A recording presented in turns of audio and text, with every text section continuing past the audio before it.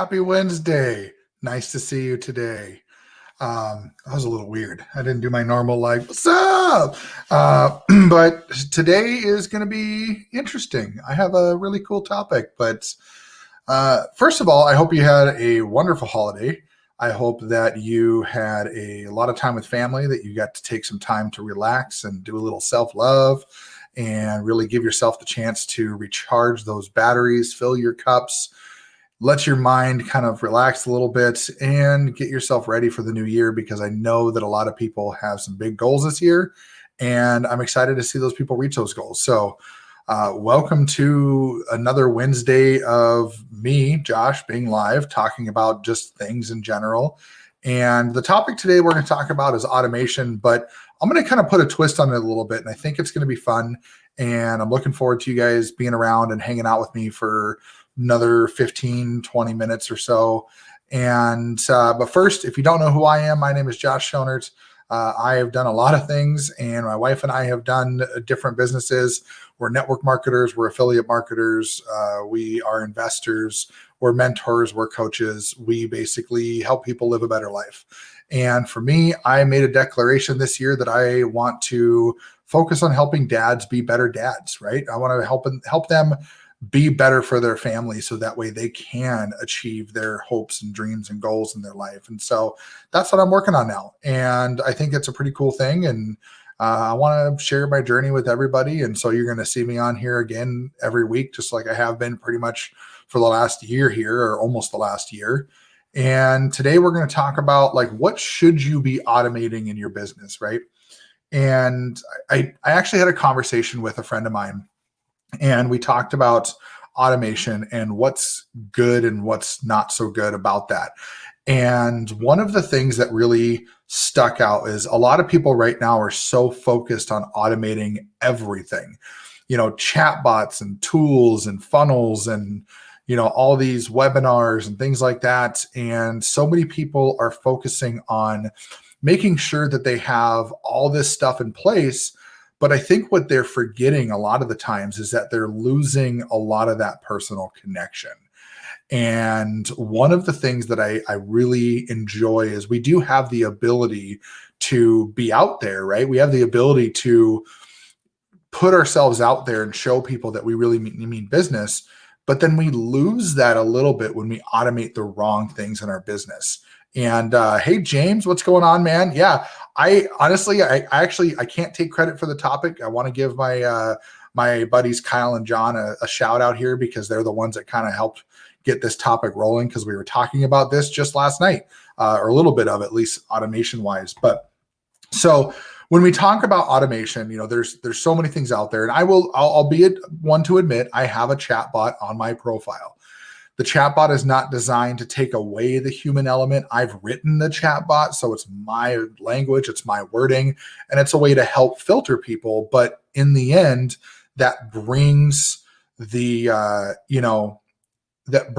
stuff into ending the chatbot into having a conversation with me, right? Like, it's not just like, okay, here you go, and then we're done.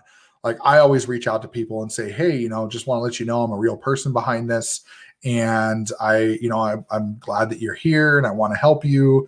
That's really what we got to do. We can use automation in our business, but we got to be safe about it. We got to be smart about it. And James, you make a great point, man. Spot it in the comments. It feels fake. It really does. And yes, we're all out here to be marketers. We're all out here to warm up the Facebook algorithm and make your posts and get engagement and get seen.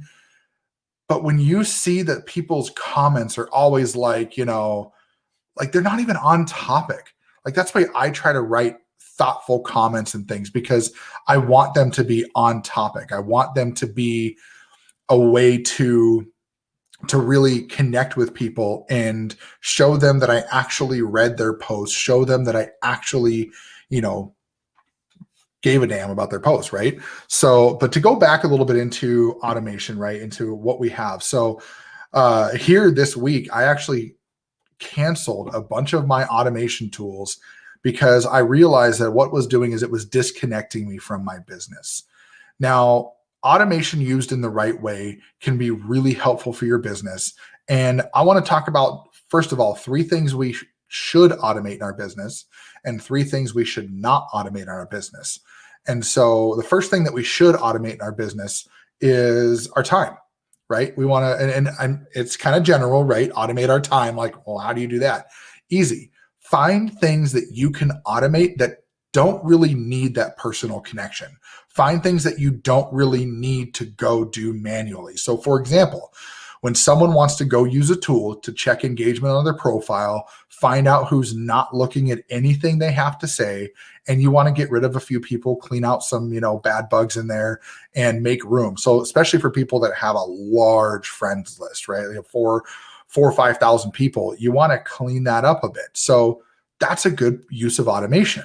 Find a tool that can help scan those things, that can help actually bring you the information to your forefront without you having to go through and check everybody's profile and go through and check who's commented and do all that stuff. That's a good use of automation, right? And you can take that information and do what you want with it. You can either use that list to re-engage those people, you can use that list to remove people, or you can use that list just to know how your stuff is going, just to know how your engagement's working and see how your posts are doing without having to scroll through your Facebook feed. I have a tool that I use. I've used multiple tools, right? Which kind of a pun there. You'll figure out, like foreshadowing, I guess. But I've used tools like Friend Filter and Friend Connector, and I've used tools like Befriender and all these other ones. But the one that I found that I like the most, that's the quickest and I find to be most precise, is one called Multiple Tools for Facebook.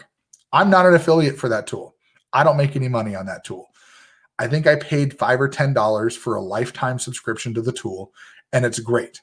I will put a link afterwards in down below, but it's just a great tool, and it helps me understand how my profile is performing. Now, engagement might be queen or might be king, but like all this stuff, I forget what the saying is, like engagement is king, but something is queen or whatever it is. But I don't really care about the engagement. I care about who am I actually interacting with, how am I interacting with them, and what does that mean for my business? And so that's why that tool is important to me. The second thing you should be automating in your business is you should be automating your communication with your tribe, right? Now, there's only so much automation you can do here. So that doesn't mean find a tool that can post automatically for you. Number one, Facebook doesn't like that. Number two, it doesn't exist anymore. You can't post automatically to your profile. It's just not possible. So what I mean by automating that is, basically going through and setting yourself up for success, whether it's a week at a time, a month at a time. There you go. Content is king, video is queen. Thank you, James. Thank you so much for that. Somebody said it with engagement too. I should find that one day and put that out there. Somebody said it with engagement out there too. But yes, that is the one that I've heard before too. Content is king, video is queen. But so anyways, a little bit of automation is spend 2 or 3 hours, whatever it takes you, and write out your posts for a week, for a couple weeks or a month or whatever the case is. I know, like, one of the things that we promote on our Facebook page is positivity and inspiration and motivation. And that's something that I really am passionate about. And so I actually go through and, make sure that I can have those things on our Facebook page, and I batch that out usually a month at a time. Now, this week's been really crazy for me, so I actually have a couple days that got missed, and so I got to go do that later tonight. But automate some of those things that you can do, batch your content out, get it ready to go. That way you don't have to spend time on it every single day. You just do your quick engagement, put out your post out there, put your 3D picture up there and let her buck, right? And the third thing that you should be automating in your business, like the biggest one, is your income. Now, I used to not be a big proponent of this. I used to talk about how, it's hard to automate your income and it's hard to, do everything that you need to do. And, like everything's so manual and active, like there's no way. over the last few months, those of you that have been following me, you've probably seen that I've gotten into things like foreign exchange and crypto, and I've gotten into things like email lists and affiliate marketing a little bit more heavily. And part of that's because I realized that a lot of those things actually can automate your income. I have systems and softwares in place that allow me to actually go through and review review trades and stuff like that with my crypto and forex stuff. I've got email lists that I have autoresponders set up that I batch all my emails out there. And so I'm constantly emailing that list and constantly getting sales coming in for affiliate marketing opportunities because I'm reaching out to those people, and I'm not doing it manually every day. But when those people do respond, that's when you reach out to those people. You have conversations with them. But when they go click that button in the cart to purchase that product, I automated that sale. I don't have to go in and pitch that person. I don't have to go in and do those things because those people are actually buying what they believe in and they're just moving forward, and then you just follow with those people later.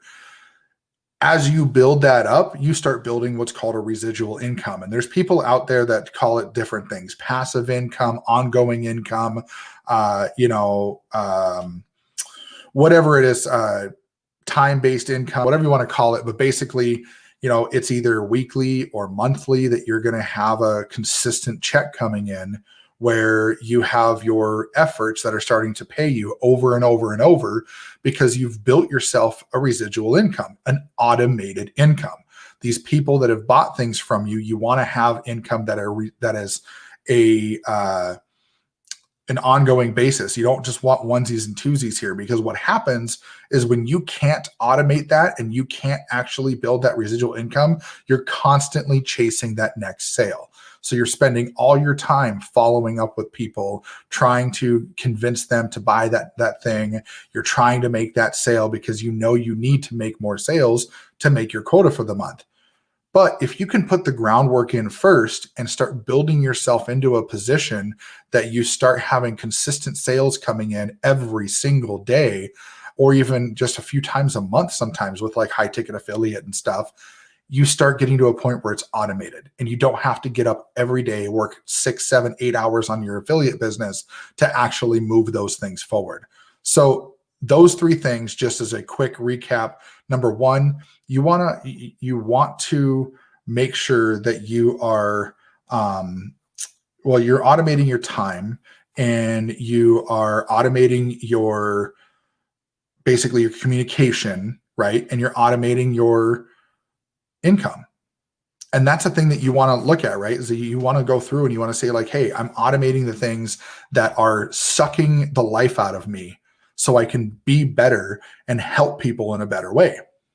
So now that we got that out of the way, what should we not be automating, right? And I guess not automating your communication entirely, but basically getting yourself in a position that you aren't spending time on things that you could really just not spend the time on. I don't know. I'm not good with words tonight. So let's go talk about what we should not automate, right? Number one, we should not automate our follow-ups. We should absolutely not automate our follow-ups. And I like what James said here. James said the fortune is in the follow-up. Guys, don't hit me with a chat bot saying, hey, I'm looking forward to your response. Don't hit me with an email saying, hey, did you check out my video? Don't hit me up with things just to follow up with me. And I get it. There's some email marketers out there that have a lot of real big email lists and they can't follow up with every single person manually. And that's okay. But when you got someone that you're working with and you're trying to get them through a process, work with them personally. Take the time and actually make them feel like they are somebody that means something to you. Because if you're truly going to help people in this world and you're truly going to be the change that's needed and be an impact in people's lives, you can't do that with an automated message. You can reach out to people. You can email people in an automated fashion. I've got email autoresponders for people that, opt into my stuff. But if they go click and go into the cart and they go through and they say, hey, I want to buy this thing, I don't go back and say, oh, hey, are you going to buy it? I might send them an abandoned email. It's like, hey, you left it in the cart, but I'll still reach out to that person. I will personally email them and say, hey, just wanted to check with you, see if you had any questions on anything. This is me. This is, I'm emailing you from the same email address. And what can I do to help you out? What questions can I answer for you? What's hanging you up? What's preventing you from taking the next step? Because you never know what's going on in these people's minds. And you never know what's going to happen when it comes to that person wanting to make a decision as to whether or not they really want to be part of whatever you're doing, whether that's an affiliate marketing or network marketing or whatever the case may be. People like to know that they are being seen. So don't automate your follow-ups, like your actual personal follow-ups. It's fine to automate a couple things in there and, maybe automate you forgot your item in the cart kind of stuff, but don't just keep looping them back around. If that person's engaging on something you're doing, reach out, say hi, let them know you're a real person. Number two, something you shouldn't automate is don't automate the time that you actually spend mentoring people. Don't go create a bunch of videos and don't go create a bunch of white papers. Don't go do a bunch of stuff that people are like, oh yeah, here, we got a webinar for you guys tonight. It's going to be great. And they get on there and it's a recording. Don't do that. I get that you want to save your time and I get that you want to go through and actually, do all these things that you can do with your life and go on vacations and all that kind of stuff. But if you made a commitment to help those people and mentor those people, do that stuff live. Don't let them feel like you don't care about them. Get on there, get live with those people, get in their face, actually show that you are there in the trenches with them doing the same stuff they're doing. Because if you can't show them that you are doing the same stuff they're doing, how are they going to believe you that you actually can teach them how to do it? Not only that, but if you're going to go through and you're going to tell someone that you're going to train them and teach them, you don't brush them off and say, oh, well, go watch this video and let me know if you have questions. No, teach that stuff to them. Get them on there. Show them how it works. Now, a little disclaimer with that. There are some people that just tell you, hey, can I just catch the recording? Yes, absolutely. You can have access to all the recordings you want after I do it live with the people that showed up. I'm not going to record something just because somebody's like, oh, well, can you do the recording for me? I will record it when I'm doing it live, and then I'll post the recording where it needs to be posted, and I'll let you know where it's at. But I'm not here to sit here and tell you like, oh, hey, yeah, let me go ahead and make you a video series, and then you can go ahead and let me know if you need anything afterwards. Because all that does is tells that person that they're not important. And every person in your journey is important to you, whether you know it or not. And you are just as important to them. So the last thing that I will say that you should not ever automate is an onboarding process. I can't stress this enough. Onboarding needs to be done also in person. Give the person the choice, obviously. If they say, you know what, let me give it a shot myself and I'll let you know. I'm that kind of person. I'm a techie guy. When someone says, hey, do you need help with this platform? I will tell them, you know what? If you want to get on with me, I'm cool with it. But otherwise, I can give it a shot myself and let you know if I have questions. That's a personal decision that they should make. Your new person you're bringing on your team is the person that needs to make that decision themselves. You cannot make that decision for them. And if you automate your onboarding process because you are too busy to do something with them, you should have taught another leader to do that onboarding process for you. You should be teaching people on your team how to do that onboarding process so it's not solely up to you. Now it goes back to duplication, right? You want to duplicate what you don't want to have to do with every single person. Well, guess what?